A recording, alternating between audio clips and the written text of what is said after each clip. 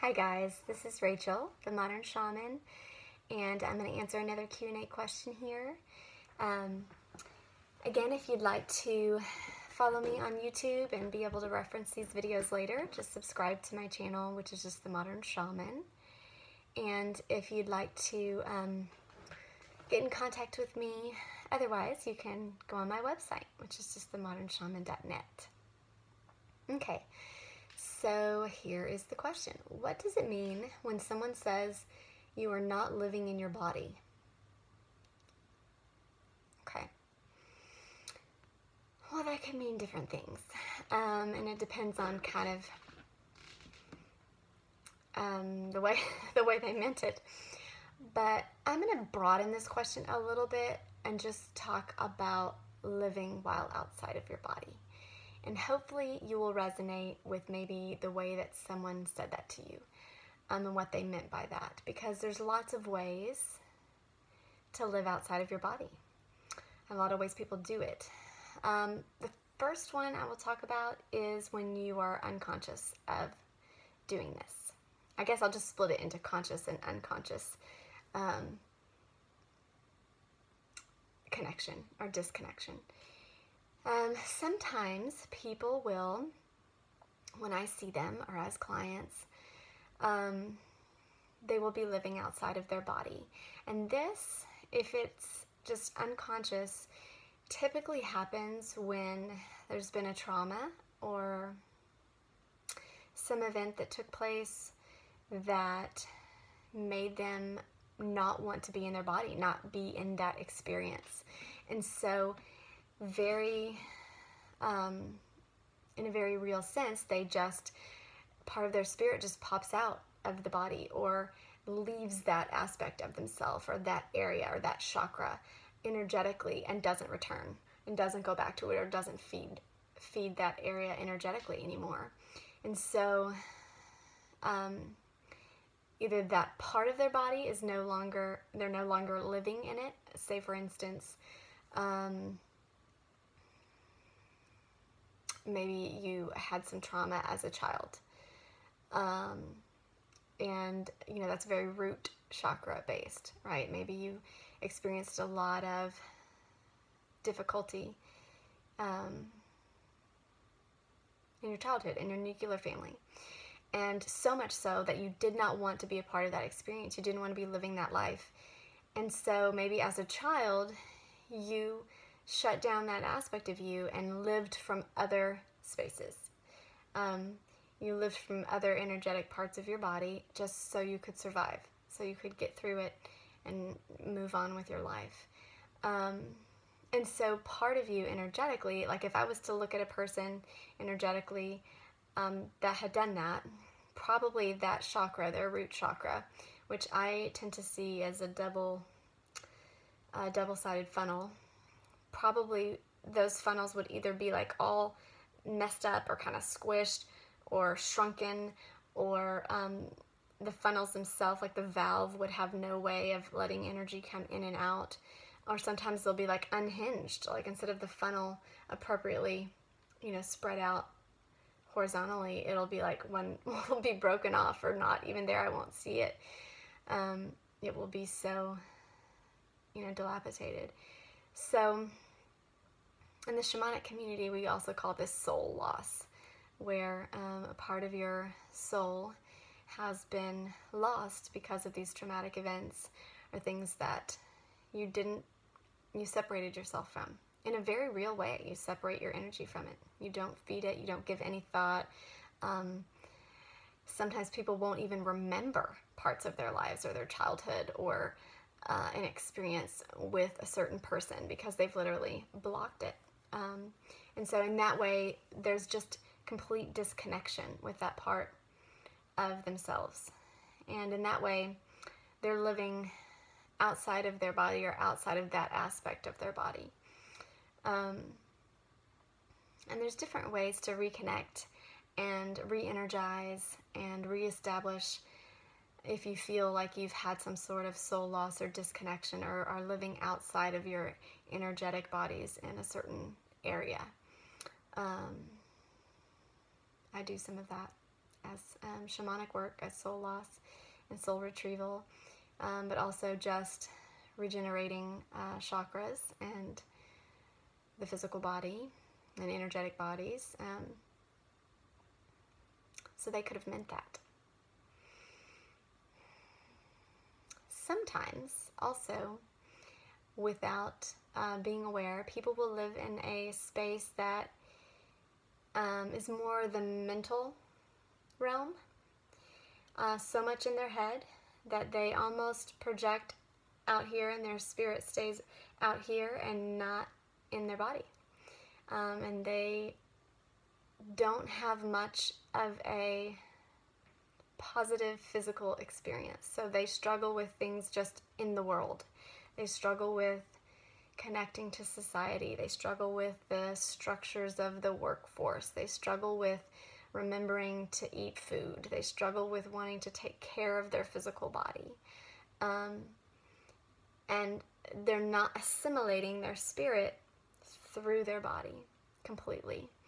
And so sometimes I will see that, and that could be what they meant, as living outside. Most of your energy and your focus and your spirit is held outside of your physical body in your astral or your mental body, and it's not being assimilated through.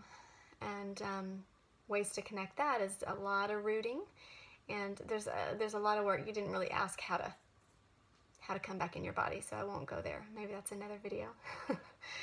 But there are ways to change that and move your energy in that way too. But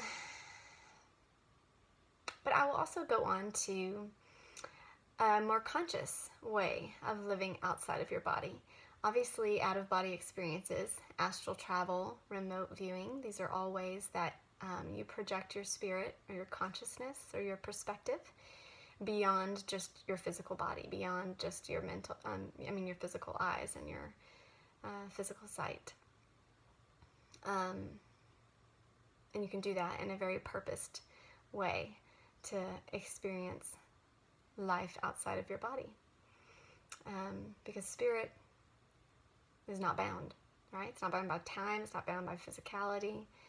For the most part, we stay and we inhabit this body because we're living on this earth in this physical incarnation, but we don't have to. We don't have to stay here and stay put all the time.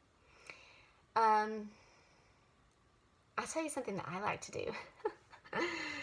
I like to, what I call kind of pan back.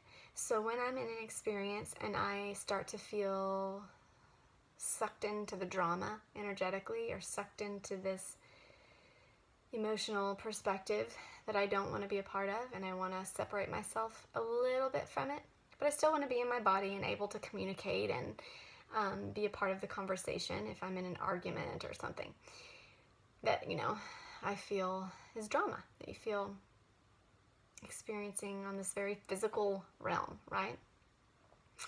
I like to pan back my vision or my perspective to the back of my head, like where your occipital lobe is back here in the back of your head. And it's just enough. I just pan back and I'm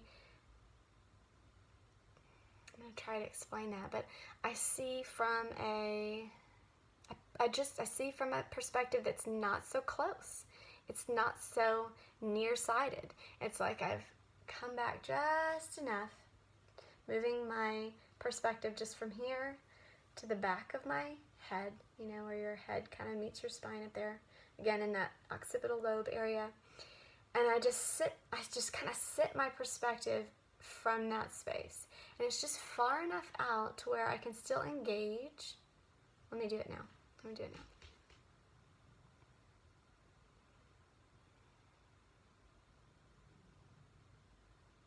Okay, so I'm in that space now. I'm still very much engaged. I can still talk to you, but my perspective is more panned out. My emotions and the air in between all of my experiences is broadened. It's more of a state of observation and patience and awareness. Slower, obviously.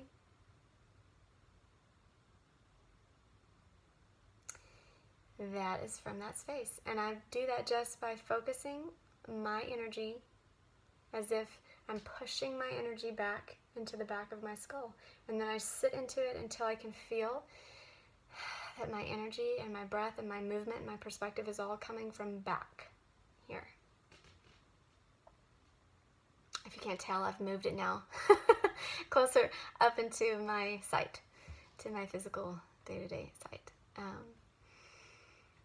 So I do that. I pan out. I move my awareness into different areas of my body, and that helps me to live my life in times that I feel like I'm getting sucked into this drama from this limited, narrow-sighted perspective. You can also, there's some cool tips here. When I see clients that have a very galactic energy, which is kind of like an alien energy, an energy that's very non-native to this third dimensional frequency, maybe fourth dimension, fifth dimension, those that have a little more friction with this third dimensional experience. A lot of times I will suggest that they live from their fourth, fifth, live from that dimensional space that feels more native to them, and they almost project into the third dimensional body from this space. Some are doing this unconsciously, but when you do it focused, you have much more success with it in conversations and in the job force and in relationships. So for instance, if you're living from a galactic energy or an alien energy, an alien, say, now having a physical experience in this third dimensional reality, your perspective is non-emotional. Your perspective is broader, is more cosmic understanding and awareness. And from that space, you project into, I'm going to have this little experience as a human right now, in this moment, with this person, in this conversation, in this job, in this place. I'm gonna play human. And you play human. You fully do it. You live out the play from that perspective. That may sound crazy, but that's really effective for a lot of people. Another one that sometimes I suggest to clients is that they imagine and project almost like a mental perception shifting, to shift your perception.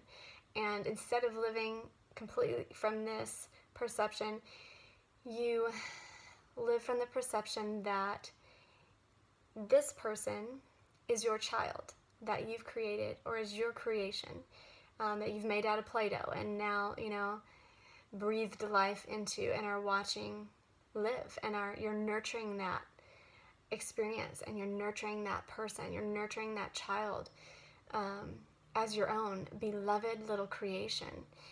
And it's from a space of love and nurturing and kind of mothering and fathering, a parental perspective, but it's not, again, not so attached and not so singular.